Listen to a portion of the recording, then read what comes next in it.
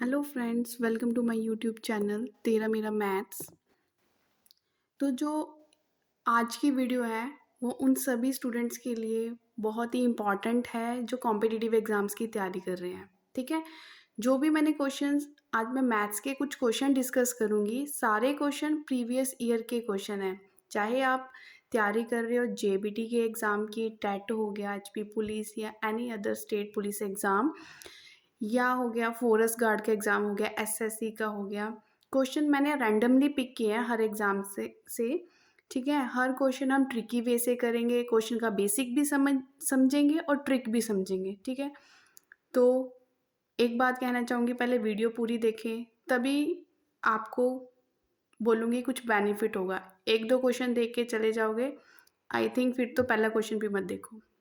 ठीक है, चलो स्टार्ट करते हैं फर्स्ट क्वेश्चन से। जो फर्स्ट क्वेश्चन है, एक्सपोनेंशियल फॉर्म हमें दे रखी है। ठीक है, फर्स्ट क्वेश्चन का जो बेसिक है, सबसे पहले बेसिक समझो। बेसिक क्या है, इसके जो एक्सपोनेंशियल फॉर्म होती है, इसमें जो फॉर्मूले लगते हैं वो पहले मैं सारे डिस्कस कर लेती हूँ।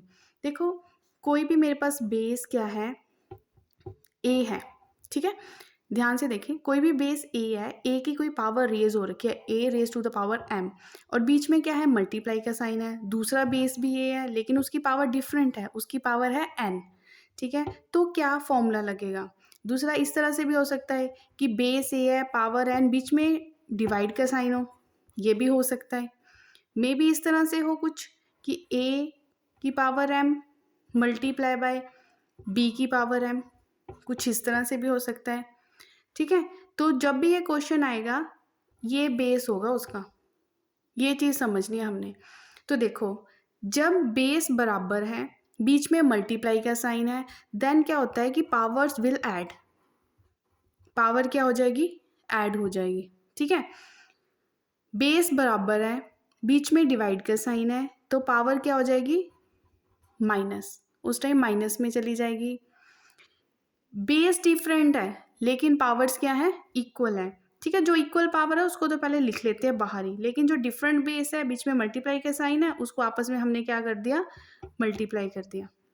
बस ये एक्सपोनेंशियल फॉर्म के तीन फॉर्मूले। ठीक है, और भी इसमें यूज होते हैं। और भी एक बात समझ लो, अगर मेरे पास a raise to the power zero है, ठीक है, a raise to the power zero है, देन आंसर क्या होगा? Most of the students will say कि आंसर भी जीरो होगा। तो ये नोट डाउन कर लो। कोई भी आप एक्सप्रेशन सॉल्व कर रहे हो, कहीं भी आपको लग रहा है कि पावर जो है रेज टू द ज़ीरो जा रही है, तो वो हमेशा वन आंसर देता है, चाहे वो 100 की पावर ज़ीरो क्यों ना हो, तब भी वो क्या होगा, आंसर वन ही होगा। ठीक है, ये भी हमारे पास जब हम किसी क्वेश्चन को सॉल्व करते हैं, ये मिलता है हमें सोल्यूशन सॉल्व करते टाइम। इस तरह से हमें डील करना पड़ता है इन चीज़ों से, तो बेसिक पता होना चाहिए। तो ये एक क्वेश्चन था, बेसिक समझ लिया। बेसिक समझ लिया मीन्स आपने एक्सपोनेंशियल चैप्टर ही कंप्लीट कर लिया। अब इससे रिगार्डिंग कुछ भी दे दें, हमने तो इम्प्लीमेंट यही तीन फॉर्मूले करने हैं। चलो सॉल्व करते हैं। सॉल्व करते हैं। क्वेश्चन है कि 5 3 ये दिस एंड दिस। मैंने क्वेश्चन देखा, मैंने देखा कि सबसे पहले नज़र मारो कि क्वेश्चन बाद में पढ़ते हैं, पहले ये देखो कि निकालना क्या है। अगर निकालना पता है तभी वो वे हम वही रास्ते से चलेंगे। ठीक है, निकालना हमें क्या है, फाइंड हमें क्या करने के लिए बोला है, एक्स फाइंड आउट करने के लिए बोला है। क्वेश्चन में एक्स कहाँ दिख रहा है, क्वेश्चन में जो एक्स है वो पावर में दिख रहा है, मतलब सारा जो झमेला है वो पावर पे ही करना है। जो भी हमने काम करना है वो सारा किस पे करना है, पावर पे करना है, क्योंकि हमें एक्स वहीं से निकलेगा। तो क्वेश्चन को देखा, क्लियर हो गया कि एक्स फाइंड आउट करना है। एक्स कहाँ पे दिख रहा है, पावर में दिख रहा है। फिर मेरा थोड़ा सा बेस को भी बचा रहा, बेस है दे रखा है तो उसको भी देख लो, जो बेस है वो सेम है। ठीक है, ये तो सबसे अच्छी बात है कि अगर क्वेश्चन में बेस आपको सेम दे दिया, एक स्टेप तो ख़त्म ही कर दिया उन्होंने, खुद ही कर दिया, मतलब नहीं तो हमें कुछ काम करना पड़ना था बेस पे। अगर इक्वल टू के दोनों साइड बेस बराबर ना होता और हमें जो काम है वो पावर पे करना होता, तो पहले हमें क्या करना था, बेस बराबर करना पड़ना था। लेकिन बाय चांस इस क्वेश्चन में क्या है, बेस ऑलरेडी दोनों side left and right side का सेम है। चलो फॉर्मूला इंप्लीमेंट करो। पहला फॉर्मूला लग रहा है, बेस बराबर है, बीच में मल्टीप्लाई है, then powers will add. Powers क्या हो जाएगी, ऐड। ठीक है, करते हैं। पहली power base as it is, ठीक है, first power plus second power, मैं पूरा क्वेश्चन स्टेप वाइज सॉल्व करूँगी, लेकिन जब आप प्रैक्टिस करोगे तो इतना झमेला करने की आपको ज़रूरत नहीं है, ठीक है। अभी मैं सारा क्वेश्चन ओपन करके करूँगी।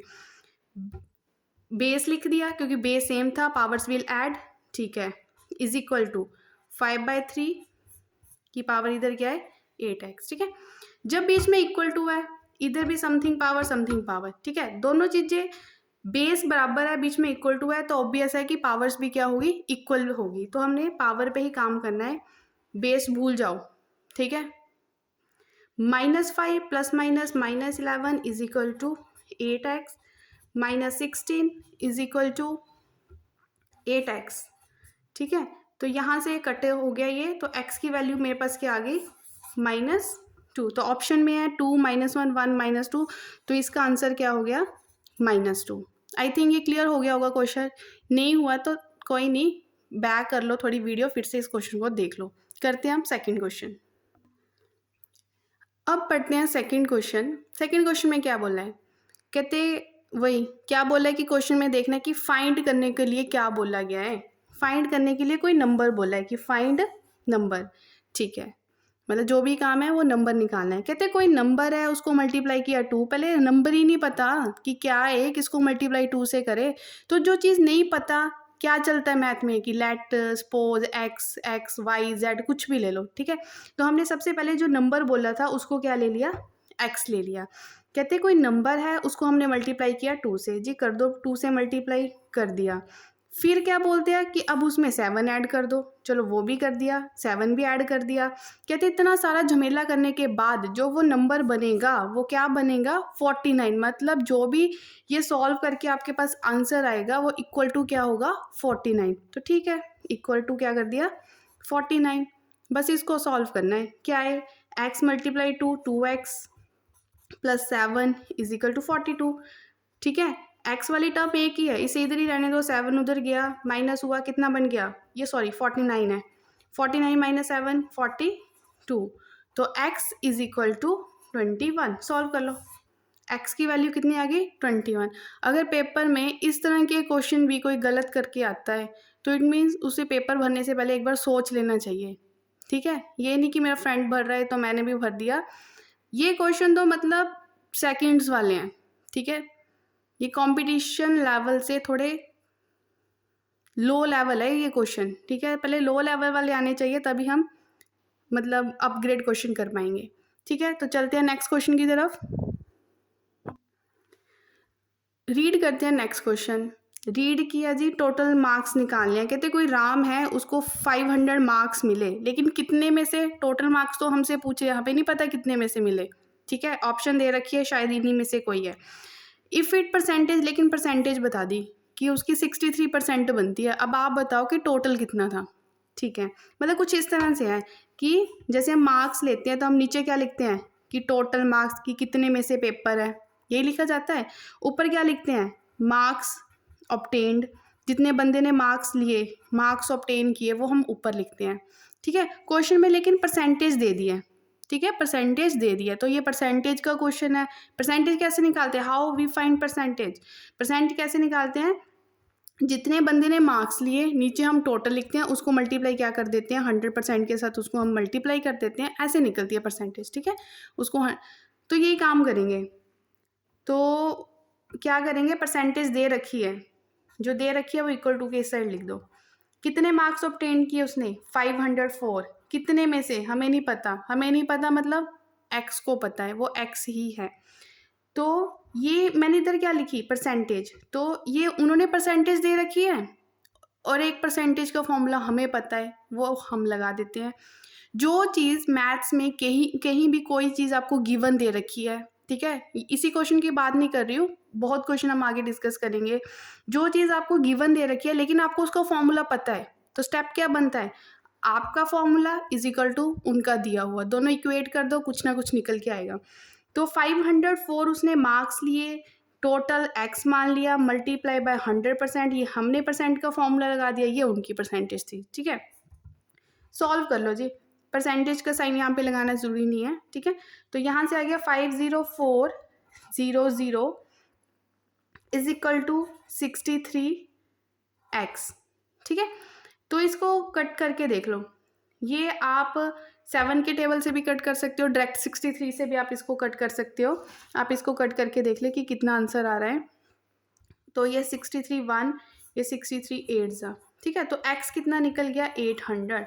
मीन्स जो हमसे उन्होंने पूछा था कि टोटल कितने मार्क्स है, मीन्स उस स्टूडेंट ने, उस राम ने 800 में से कितने मार्क्स ऑब्टेन किया, 500 मार्क्स ऑब्टेन किए हैं और उसकी परसेंटेज बनी है 63%, ठीक है। चलो अब नेक्स्ट क्वेश्चन करते हैं। नेक्स्ट क्वेश्चन है जो पूछा गया है वो है चैप्टर एज चैप्टर से पूछा गया है। बड़े ही मतलब इंटरेस्टिंग टॉपिक है एज। अगर आप इसको पूरा डीप से पढ़ो तो इसमें समझने की बात है। देखो, Ram's father age is 10 years more than 5 times Ram's age. पहले ही बंदा कंफ्यूज हो जाए पहली लाइन को पढ़ के, ठीक है। जिसने नई तैयारी की होगी वो बोलेगा क्या पूछ रहा है, छठ, ये क्वेश्चन छठ, अगला क्वेश्चन करते हैं। चलो नेक्स्ट देखते हैं। Find Ram's age if, find क्या करने को बोला है, मिल गया, राम की एज फाइंड आउट करने को बोला है। जो चीज़ हमें फाइंड आउट करने के लिए बोला होता है, मैंने बोला उसको एक्स मान लो, मेरे लिए राम एक्स साल का है, ठीक है। फादर की एज उन्होंने गिवन दे दी है, ठीक है। फादर की एज बोला कि फादर कितना है, 50 ईयर्स का है, ठीक है। तो आ गया कि राम्स एज, तो थोड़ी सी स्टेटमेंट लिख देती हूँ आपको समझने के लिए। राम्स एज कितनी होगी, एक्स ईयर्स, ठीक है। उसके फादर्स एज, ठीक है, फादर की कितनी एज होगी जो गिवन है मुझे, ठीक है। कितनी दे रखी है, 50 ईयर्स दे रखी है फादर की एज। सारा क्वेश्चन पहली लाइन में है जो कॉम्प्लिकेट करके दे रखी है। पढ़ते हैं, ध्यान से पढ़ो। राम्स फादर एज इज, देखो एक तो राम के फादर की एज उन्होंने सिंपल सी दे दी, एक राम के फादर की एज को थोड़ा घुमा के बोल रहे हैं। मीन्स जो ये राम, ये भी राम के फादर की एज है, ये भी राम के फादर की एज है, मीन्स दोनों बातें सेम है, ठीक है। इसको हम इक्वल टू करके लिख देंगे। क्या बोल रहा है कि राम के जो पापा की एज है ना वो कितनी है, 10 years more than 5 times Ram age. चलो ये चीज पढ़ो आसान सी, कि पहले क्या करो, 5 टाइम्स, टाइम्स मीन्स गुना, 5 गुना कर दो राम की एज को, ठीक है। राम था बेचारा एक्स ईयर्स का, उसको 5 गुना कर दिया मैंने, 5 गुना मीन्स उसको 5 से मल्टीप्लाई कर दिया, इतना तो कर दिया। फिर मोर देन मीन्स ज़्यादा, मोर और ज़्यादा मीन्स ऐड की बात हो रही है, कहते हैं और उसमें ऐड कर दो। अब 5 गुना तो कर दिया, अब कुछ जोड़ो, लेस देन बोला होता तो कुछ कम करो, ठीक है। मोर कर दो, उसमें कितने 10 साल और जोड़ दो, ठीक है, 10 साल जोड़ दिए। कहते ये बनी अब उसके राम के फादर की एज। कैसे, अगर आप राम की एज को 5 से, अपनी तरफ से नहीं कुछ करना, स्टेटमेंट बोल रही है, ठीक है। राम की एज को 5 से मल्टीप्लाई कर दो और उसमें और 10 जोड़ दो, तो ये उसके पापा की एज बन गई। लेकिन पापा की एज तो दे रखी है, तो इक्वल टू कर दो 50 के, बन गई इक्वेशन। इक्वेशन बन गई तो सॉल्व करो, ठीक है। 10 उधर गया, 40 x is equal to 8। Find क्या करना था, राम को ही, तो राम को ही मैंने x माना था, तो 8 ईयर्स आंसर आ गया। बिल्कुल सिंपल क्वेश्चन।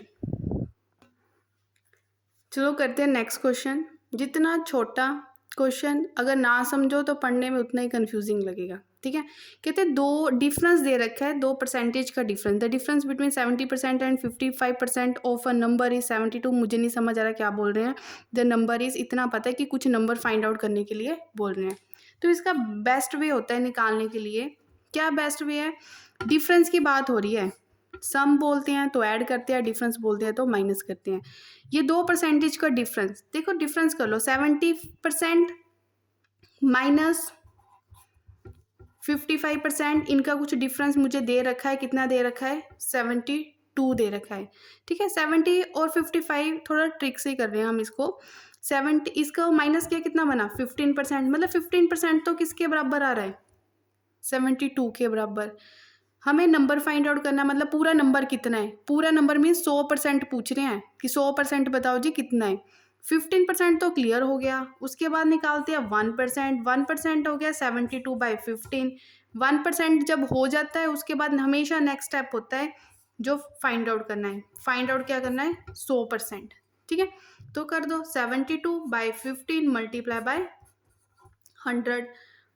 इसको कट कर दो, 5 3 ज़ा 20, ठीक है, 3 1 ज़ा, ये हो गया 24, ये आ गया 480, मतलब 100% किसके बराबर आ गया, 480 के बराबर। तो 100% क्या था, वो नंबर, तो वो नंबर निकल गया, कि वो नंबर है जो भी ये बोल रहे हैं वो 480 नंबर की बात हो रही है, ठीक है। तो आई थिंक ये क्वेश्चन आपको सारे समझ आ गए होंगे, ठीक है। समझ आ गए हैं तो लाइक शेयर एंड सब्सक्राइब कर लें ताकि मैं और क्वेश्चन इसके रिगार्डिंग अपडेट कर सकूँ। Thank you.